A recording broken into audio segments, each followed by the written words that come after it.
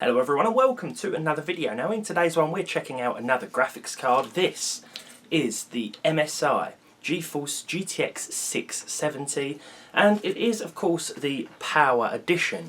Now what that means is that you get the twin Frozer cooler on here, a pretty decent 2-fan setup, and you get a decent factory overclock. In fact, this GTX 670 is faster than Nvidia's stock GTX 680.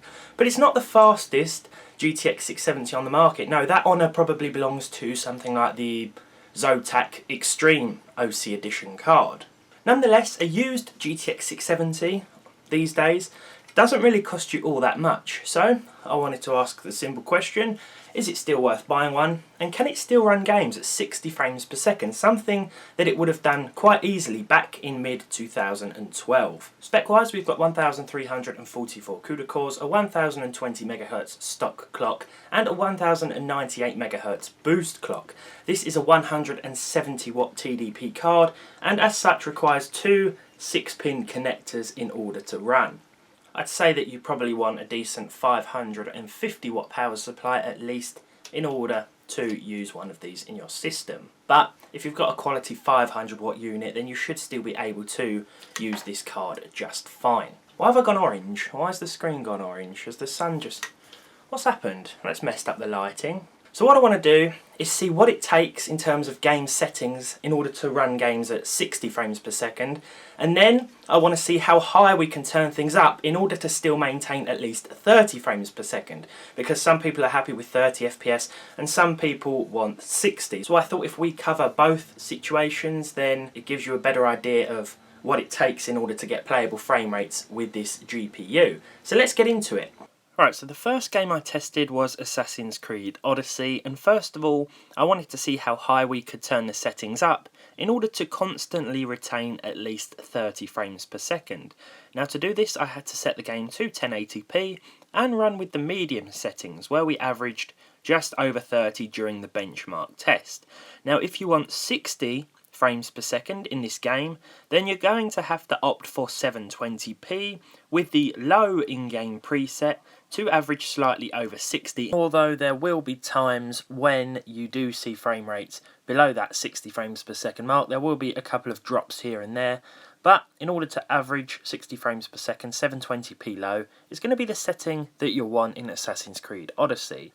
Now Apex Legends was a slightly more complex situation, because if you wanted at least 30 frames per second, then setting the game to Full HD with a mixture of high and medium settings did the trick just fine. There will be some instances where the frame rate shoots up to above 60 anyway, but with these settings not once did we see it go below 30. Now in order to retain 60 frames per second, well, things were a little more tricky, because in some areas of the game you can run it with high, lower the settings a little bit, and you will see 60 FPS. However, if you want a constant 60, then you're going to need to use the low settings with 900p resolution. Now personally, I'd play at 1080p, just lower the settings a little bit and deal with the frame drops.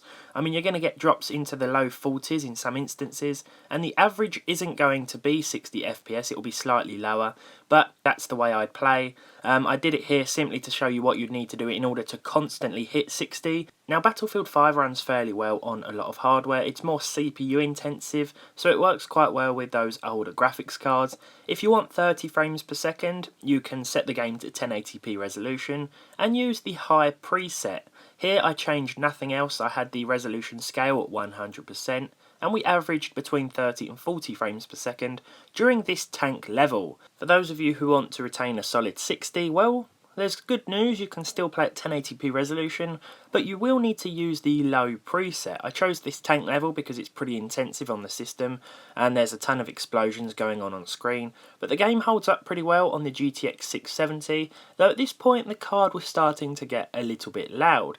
These twin Frozer cards are usually generally quiet, but I think we've got an issue with one of the fans here, which is always a risk when buying used, that something might not work correctly. If you want to average 30 frames per second in Far Cry New Dawn, then you can turn the settings up to 1080p Ultra. We're using the Ultra preset here with TAA for the anti-aliasing, and we had no trouble retaining this figure during the benchmark test. Gameplay will be very similar, so there's no worries there.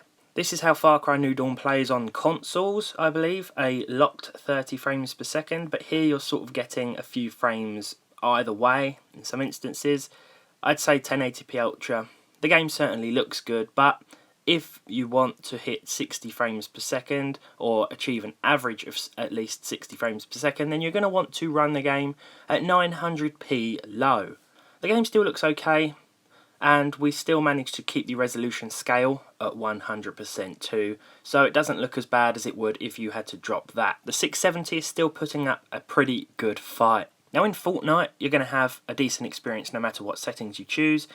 First of all, I chose 1080p with the highest in-game preset, and we saw at least 30 frames per second as expected. In fact, we still saw pretty close to 60, which was a pretty impressive result. No matter where you are on the map, you're going to be seeing at least 30 frames per second easily on a card like the GTX 670. It may be aging now, but it will still run a game like Fortnite with absolutely no problems. In fact, it's probably an ideal GPU for titles like that.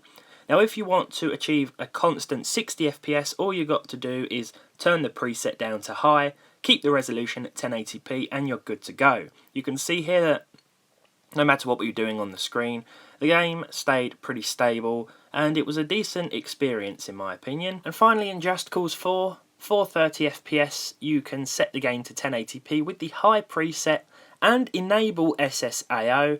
This is as high as you can go in order to maintain a constant 30, which is pretty decent. I believe the console versions again run at this frame rate, and with these settings it's going to look very similar to those, so you'll have a pretty decent time in Just Cause 4.